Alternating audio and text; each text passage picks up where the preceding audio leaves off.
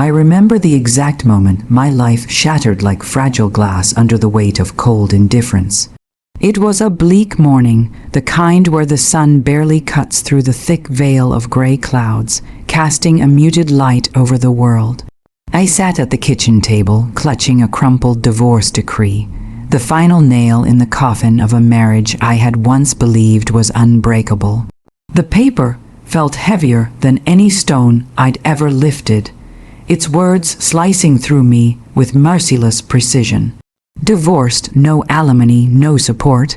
The coldness of those words was nothing compared to what awaited me outside that paper, in my own family. I swallowed hard, fighting back the tears that threatened to spill, and I dialed my mother's number, my voice trembling with desperation. "Mom, I need help, please." The silence on the other end was suffocating. Then came the voice I had hoped to hear, the voice of a woman who was supposed to be my sanctuary, but instead it was coated in mockery and disbelief. "You needing help after all this time, you're joking, right?" Her laugh was sharp, cruel, like the snap of a whip. My heart shattered all over again. I called my father next, my last hope. "Dad, I'm struggling. Can you please help me?" He chuckled, a bitter, cold sound that echoed through the phone. Struggling is a choice. Maybe if you hadn't made those mistakes, you wouldn't be in this mess. It was worse than being alone. It was being abandoned by those who had sworn to love and protect me no matter what. My siblings, too, joined the chorus, their words dripping with scorn and ridicule. "You always were the weak one." My sister sneered. "We warned you about him. Maybe this is your karma." I remember sitting there in my empty apartment, the walls closing in around me like the silent witnesses to my disgrace. My phone was dead. My bank account was nearly empty. My heart was bleeding. But worst of all, the laughter. The harsh, unrelenting laughter of my own blood haunted me. Every taunt, every cruel joke was a reminder that I was utterly alone. The days that followed were the darkest I had ever known. I begged, I pleaded, I crawled on my knees to anyone who might spare a crumb of kindness, but the doors were slammed shut. No one came, no one cared. One night, I sat on the floor, surrounded by the remnants of my shattered life.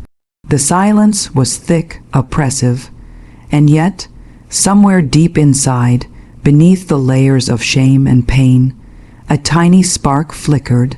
A spark of defiance. They had laughed at me, mocked my pain, turned their backs when I needed them most. But I was not finished. I refused to be broken by their betrayal. That night I made a vow, not just to survive, but to rise. To build a life so strong, so unshakable, that the echoes of their laughter would become whispers of regret. I packed the few belongings I had left the apartment that held nothing but memories of loss, and stepped out into the cold, uncertain world. The world outside was colder than I had imagined, not just because of the biting wind or the chill in the air, but because of the invisible weight of loneliness pressing down on me. The first night in my new apartment, a tiny, threadbare room on the edge of town, I sat on the floor, clutching a cup of cheap instant coffee, my hands trembling. No family, no support, no safety net, just me, and that flicker of defiance still glowing somewhere inside. The first few weeks were brutal. Every morning I dragged myself out of bed, faced a mountain of bills, and clocked into a job that barely paid enough to cover rent. I worked in a cafe, scrubbing dishes, cleaning tables, smiling through exhaustion, pretending I didn't want to scream.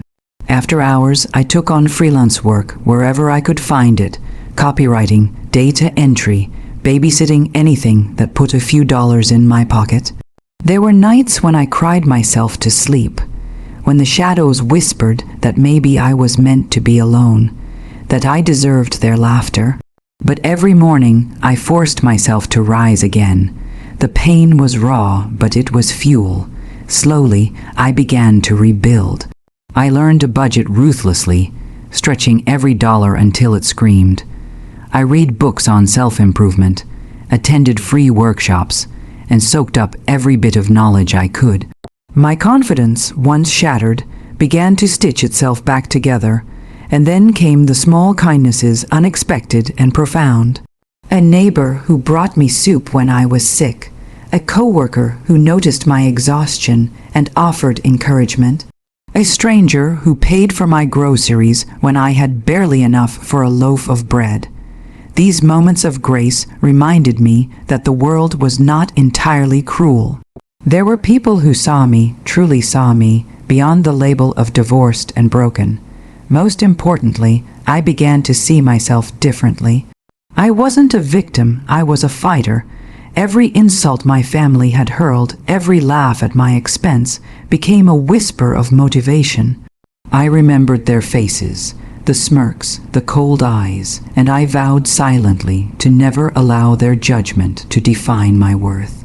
Slowly but surely, my life started to shift. I took courses online, honing skills I had once ignored. I networked cautiously, building connections outside the circle that had so cruelly discarded me. Opportunities began to knock, small at first, but real. By the time 6 months had passed, I wasn't just surviving. I was laying the foundation for something greater. And yet, no matter how far I climbed, the scar of betrayal lingered. It was a quiet ache beneath every success, a shadow in the back of my mind. I often wondered if my family ever thought about me. Did they notice my absence? Did they regret the cruelty? I didn't know. And for the first time in years, I stopped hoping for their approval. Because I was building something they could never take away, a life forged by my own hands, unshaken by their laughter. The seeds I had planted in those early, desperate months began to sprout in ways even I hadn't dared to imagine. Slowly, the life I'd clawed back from the ashes blossomed into something strong, vibrant, and unmistakably mine. I'd found a niche, a small business that started as a simple idea in the late hours of countless sleepless nights. What began as freelance projects turned into a full-fledged enterprise, one built on integrity, creativity, and a fierce determination to prove that I was more than the sum of my past failures. Word spread. Clients came, then more clients. My reputation grew, not just for delivering results, but for never backing down, for pouring heart and soul into everything I touched. I remember the first time I walked into a room filled with people who looked at me not with pity, but with respect. Invitations to events, recognition from industry leaders, a column in a popular magazine, small victories that felt like meteoric leaps. I was no longer the girl who begged for help. I was the woman who others sought out. And through it all, my family remained distant, their voices nothing more than faint echoes in the background of my success story. I heard rumors, whispers that they were talking about me now, not with laughter, but with disbelief. How had the failure turned into a formidable success? How had I managed what they never thought possible? Yet I never reached out. I never lowered myself to begging again. Their cruelty had taught me a lesson far harsher than divorce. Love without respect is a poison. Every day, I reminded myself of the nights I had spent alone, the cold dismissals, the laughter that once crushed me. That memory became a shield and a sword, fueling my ambition. My confidence grew not just in my work, but in my identity. I built new friendships, people who saw me, who believed in me, who lifted me higher than I ever thought possible. And yet, despite the bright lights of my new world, a quiet corner of my heart held the bitterness of betrayal. I wasn't bitter for the sake of bitterness. I was bitter because their absence had tested me, had forced me to become someone extraordinary just to survive. The irony wasn't lost on me. While they sat comfortably in their lives, untouched by the storms I had weathered, I was the one standing tall, unbroken, unstoppable. The day came when the first knock echoed at my door 6 years later. I didn't know who it was, but my heart, trained by years of pain and resilience, knew exactly what was coming. The knock at the door was soft but urgent. a hesitant rapping that sliced through the quiet of my carefully constructed life. I stood frozen for a moment, heart pounding in my chest. 6 years, 6 long years since their laughter, their cruel mockery, their abandonment. I didn't need to look through the peephole to know who was on the other side. When I opened the door, there they stood, my family, but not the proud, mocking figures of my memories. Their faces were hollow, eyes shadowed with regret, shoulders weighed down by the passage of time and consequences they had refused to see. "Please, we need your help," my mother said, her voice fragile, almost a whisper. "We've made mistakes. We're sorry." My father's gaze dropped to the floor, and my sister, who once sneered with disdain, looked away, ashamed. For a moment, I felt something strange, an ache I hadn't allowed myself to feel in years. The child who had begged for love, the woman who had begged for support, stirred within me. But the woman who had risen from the ashes was stronger now. I stepped aside and said coldly, "Come in." They hesitated, glancing at each other like strangers in a foreign place. As they entered, I saw the fear in their eyes, not of me, but of what they had lost. "I remember when I needed you," I said, voice steady, and all I got was laughter. My mother's eyes welled up. "We were wrong. We didn't understand. Please forgive us." I shook my head. "Forgiveness isn't cheap, it's earned." They looked stunned. "Do you think you can just walk back into my life after everything? After turning your backs when I was broken?" My sister's voice cracked. "We were scared. We didn't know how to help." "Scared?" I repeated bitterly. "You left me to drown, and now you want to come back when you need a life raft." For a long moment, the room was silent except for the steady ticking of the clock. Then, slowly, I felt a release, a weight lifting from my chest. "I built my life without you," I continued. "I found strength where you saw weakness. I don't hate you, I just don't trust you." Their faces fell.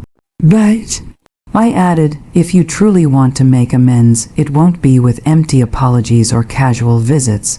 It will be with actions, proof that you value me, not because I'm convenient, but because you truly care." They nodded, humbled. As they left, I realized that revenge wasn't about destruction or bitterness. It was about reclaiming my power, my dignity, and choosing how much space I allowed them in my life. That night, I locked the door behind me and smiled quietly. The laughter was gone, and in its place was something far stronger.